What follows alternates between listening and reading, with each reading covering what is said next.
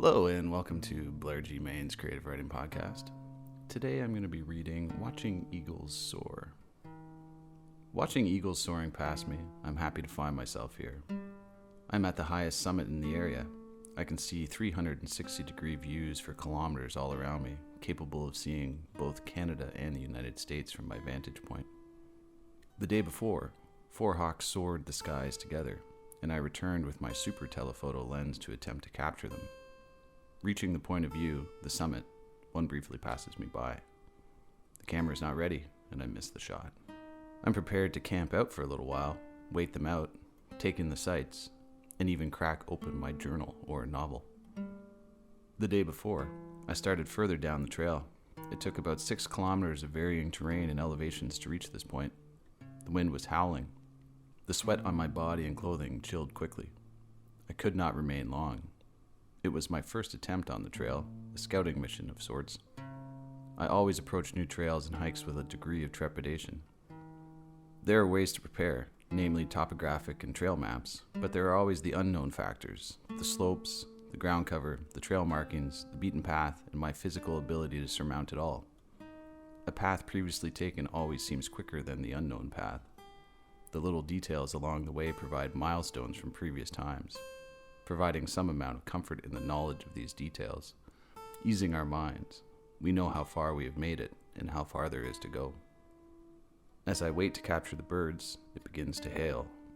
My backpack is filled with layers, one that I removed on the hike up and another coat to stand the tests of the summit.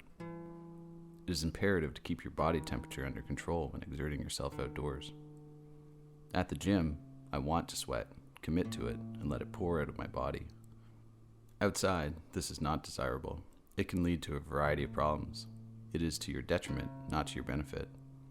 Standing at the summit, the weather attempts to intimidate me.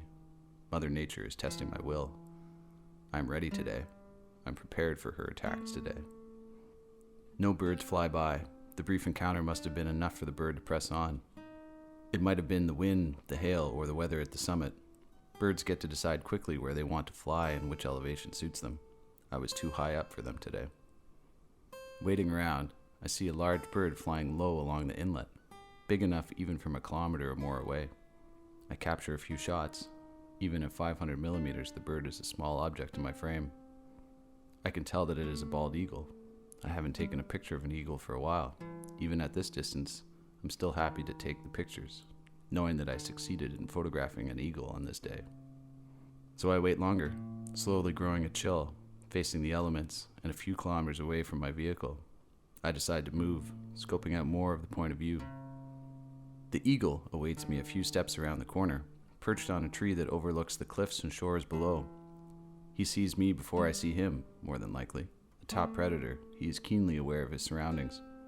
As humans, we are the ultimate top predators, but not in the same way that animals are in the ecosystem. We are so incredibly dominant that the weakest of us survive. There is a limited risk of succumbing to attack from another predator, except the ones of our own species.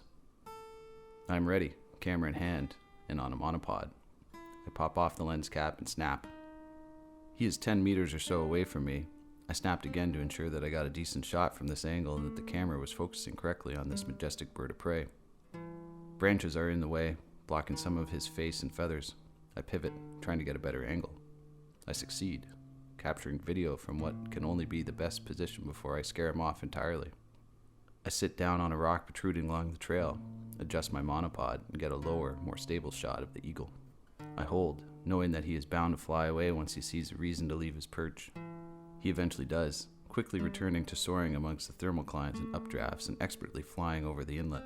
The king of the hill, he soars way up, maybe even showing off, way above the summit, overseeing the entire region. His evolved eyes capturing every detail from far above. To soar like an eagle and see beyond the world most see is a wonderful gift indeed. Thanks for listening today. I'm Blair G. Main.